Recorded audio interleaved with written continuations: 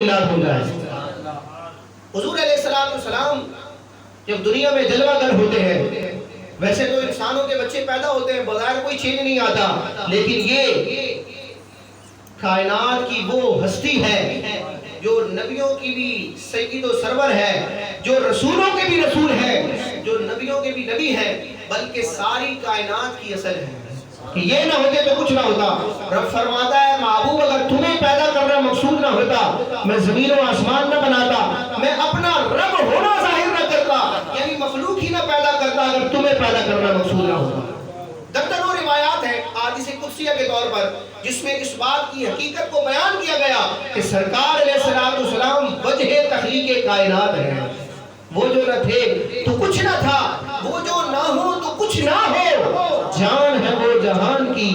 جان ہے وہ جہان۔ ایک اور مقام پر امام علیہ سنت فرماتے ہیں وہ نہ تھا تو باغ میں کچھ نہ تھا،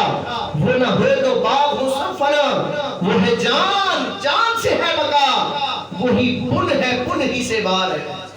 بن کہتے ہیں جڑ کو اور بار کہتے ہیں پھل کو۔ وہی درخت پھل دیتا ہے جس کی جڑ سلامت ہو، اور اگر جڑ کاٹ دی جائے تو درخت ہی خشک ہو جاتا ہے، پھل کہاں کا۔ تو اعلیٰ نے فرماتے ہیں کہ وہ نہ تھا تو باغ میں کچھ نہ تھا، حضور نہ تھے تو کائنات ہی نہیں تھی، کائنات کی رونق، کائنات کا وجود ہی نہ تھا۔ وہ نہ تھا تو باغ میں کچھ نہ تھا، اور اگر حضور نہ ہو کائنات سے حضور علیہ السلام کی ذات کو اگر منہا کر دیا جائے تو کچھ نہیں بچے گا، کیونکہ اس کائنات کی بزم کی بقا یہ پیارے مصطفیٰ علیہ السلام کا وجود ہے۔ وہ نہ تھا تو باغ میں کچھ نہ تھا، اور وہ نہ ہو تو باغ ہو سب فنا، وہ ہے جان، حضور جان ہے کائنات کی، جان کائنات ہے، وجہ تخلیق کائنات ہے، وہ ہے جان، جان سے ہے بقا، وہی بن ہے، بن ہی سے بار ہے، حضور ہی کائنات کی اصل ہے، حضور ہے تو کائنات کی بہار ہے۔ سرکار علیہ السلام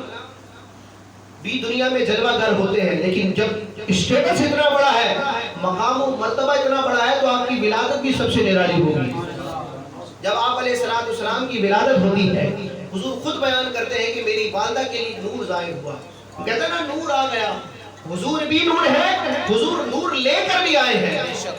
شرح السنہ کی روایت ہے جس کو مشکات شریف میں بھی بیان کیا گیا، سرکار فرماتے ہیں قد خرج لہا نور، جب میری ولادت ہوئی کیا ہوا؟ قد خرج لہا نور، میری والدہ کے لیے ایک نور ظاہر ہوا ہے، ایک روشنی ظاہر ہوئی۔ وہ روشنی کتنی تھی؟ آج ہم بھی کوکمے لگاتے ہیں، لائٹ لگاتے ہیں، اس کی ایک انتہا ہوتی ہے، لائٹ کی بھی انتہا ہوتی ہے، اور اس لائٹ کی وجہ سے جن چیزوں کا مشاہدہ کرتے ہیں اس کی بھی ایک انتہا ہوتی ہے کہ انسان کی جتنی بینائی ہے اسی کے حساب سے وہ دیکھے گا، جہاں نگاہ کی انتہا ہوگی سامنے کا کچھ نظر نہیں آئے گا۔ لیکن یہ بھی نور ظاہر ہوا تھا، یہ کیسا نور تھا؟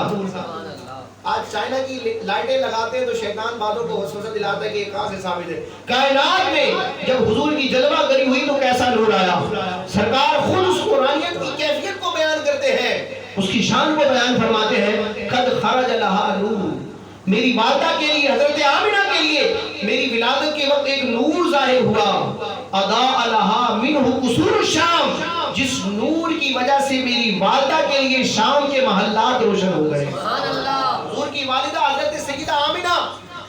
مکے میں موجود ہے، لیکن وہ نور ایسا ہے کہ اس نور کی وجہ سے سارے حجابات اٹھ گئے، اور مکے میں رہتے ہوئے پیارے مصطفیٰ کی والدہ نے ملک شام کے محلات کو ملاحظہ فرمایا۔ اب حضور علیہ السلام جب پیدا ہوتے ہیں، بچہ جب پیدا ہوتا ہے تو جسم پر آلودگی ہوتی ہے، سرکار علیہ السلام تمام تر آلودگیوں سے پاک پیدا ہوتے ہیں۔ بچہ جب پیدا ہوتا ہے اس کی ناف نہیں ہوتی، ناف بنی نہیں ہوتی، لیکن سرکار علیہ السلام ناف بریدہ پیدا ہوتے ہیں، یعنی بچے کی ناف ہوتی ہے وہ کاٹی جاتی ہے، ایک پورا لمبا پروسیجر ہے، لیکن حضور علیہ السلام ناف بریدہ پیدا ہوئے۔ بچہ جب پیدا ہوتا ہے تو خطرے کی حاجت ہوتی ہے۔ امام حاکم مستدرک میں فرماتے ہیں یہ بات متواتر حدیثوں سے ثابت ہے کہ سرکار علیہ السلام جب پیدا ہوئے تو آپ ختنہ شدہ تھے، قدرت کی طرف سے اہتمام تھا، اور جب پیدا ہوتے ہیں تو پیدا ہوتے ہی رب کی بارگاہ میں سجدہ کرتے ہیں۔ بچہ جب پیدا ہوتا ہے بالکل کوئی اس کو شعور نہیں ہوتا، نہ اس میں اتنی سکت ہوتی ہے، لیکن یہ پیارے مصطفیٰ کی دنیا میں جلوہ گری ہے، حضرت آمنہ اور دیکھنے والے بیان کرتے ہیں کہ جیسے ہی پیارے مصطفیٰ دنیا میں جلوہ گر ہوتے ہیں، رب کی بارگاہ میں سجدہ ریز ہوتے ہیں اور اس سجدے میں بھی اپنی امت کو یاد کرتے ہیں۔ رب حبلی امتی کہتے ہوئے پیدا ہوئے، حق نے فرمایا کہ بخشا۔ یہ خالی جمیل الرحمان صاحب